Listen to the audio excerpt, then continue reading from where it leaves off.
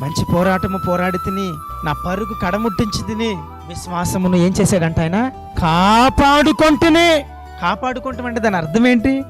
అనేక సార్లు విశ్వాసమును కోల్పోవలసినటువంటి సమయాలు వచ్చినాయి. విశ్వాసమును ఎవరైతే కాపాడుకుంటారో చూడండి, విశ్వాసమును బట్టి ముందుకు వెళతారో చూడండి, అలా వారి నిమిత్తమై అన్ని ఆయనే చూసుకునే దేవుడై ఉన్నాడు. హల్లెలూయా.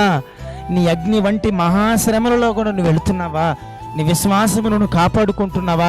నీ విశ్వాసపు గురి అంతయు దేవుని మీద నువ్వు పెట్టుకుంటున్నావా? అయితే విను, నీ కొరకు కావలసిన సమస్తాన్ని ఆయనే చూసుకునేవాడై ఉన్నాడు. ఆయనే చూసుకునేవాడు. ఆయనే నీ కొరకు కావలసిన నీ కొరకు ఏది అయితే నియమింపబడి ఉన్నదో అన్నయు తగిన సమయం ముందు తగిన రీతిగా ఆయన సమకూర్చి నడిపించేవాడు. కానీ నీ విశ్వాసమును కాపాడుకోవాలి.